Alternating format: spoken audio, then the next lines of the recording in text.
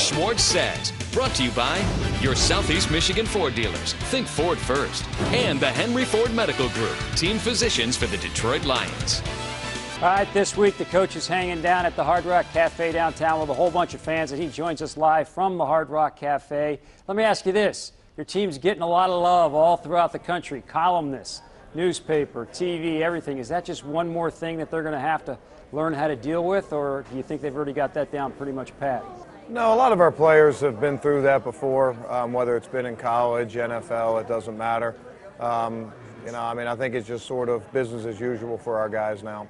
Do you believe, and do they believe, that at this stage they can beat any team in the NFL? I know it's only 2 games, but do you believe that? Well, I think we've been there before. I mean, we don't step on the field unless we believe we can beat an opponent, but there's a lot more to it than that, than just believing it or just saying it. You have to go do it on the field, and with the way we finished last year, the preseason we had, the training camp we had, the way we went about our business in the first 2 games, our confidence level's high. You know, you made the decision to not start Gosder chairless. Have you sent a very, very strong message to your players by making that decision? I don't know if there's really any message. It's just a stance that we have to take, that we can't tolerate plays like that. It was a play to put a game in danger and, put our defense at danger right there. And Gosder's been a good player for us. He's going to continue to be a good player for us. He came in and played at the end of the game after we took Jeff Backus out and played very well. And we look forward to a lot of great games in the future from Gosder.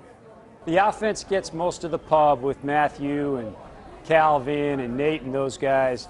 I would think that you feel pretty good about your defense. I mean, the defensive line always got a lot of pub, but the other guys seem to be coming through. You had a lot of fumble recoveries and interceptions last night.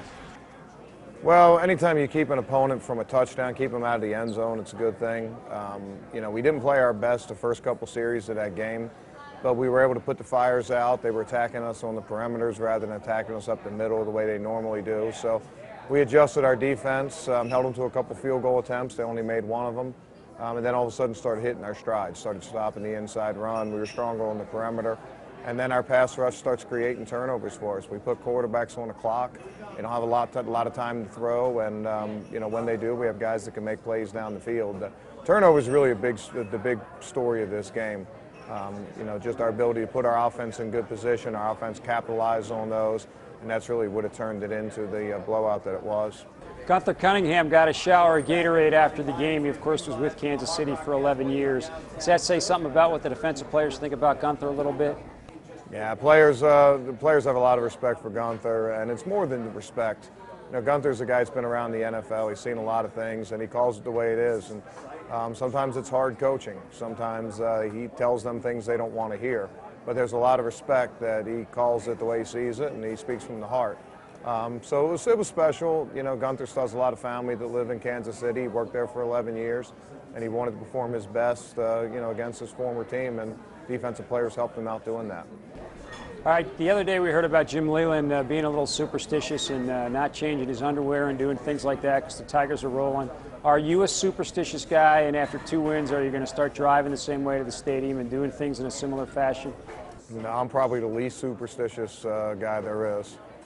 I don't know. I mean, I remember as a kid one time thinking that if I stood in a certain place that the Baltimore Orioles would win, and and then you start playing sports, and it's like, hey, just because your dad sits in a certain spot in the stands or you eat a certain thing before the game has no real effect on whether you win or lose. And we tend to look at things that are a little bit more important, and that's our players and coach, and we'll leave all the superstition. All the fans at home can keep those going. Everybody knows you're a heavy metal guy. Are you rocking the same tunes on the iPod every week or not? Oh no, it's different every week. I mean, the catalog goes way, way deep, but it's good to be down here at the Hard Rock where we got guitars in the background. I can get away from football just a little bit. One more question, Jim. Carolyn Clifford wants to know. She says she wants the faux hawk back. She says he's got the GQ look with the faux hawk back. You're not rocking the faux hawk as much now. She wants it back. Yeah, I really don't think about it very much. When I sit down in the stylish chair, they just They do it, and I don't really have much to say when it comes to that. We'll leave it to the female on the set to notice stuff like that. That's all I got to say. Well, I'm glad we got something to talk about other than the scores. Hey, the winning is great. We love talking about winning, and we hope it continues this week up in Minnesota. As always, thanks for joining us. All right, thanks for having me, Dom. Okay, Jim Schwartz.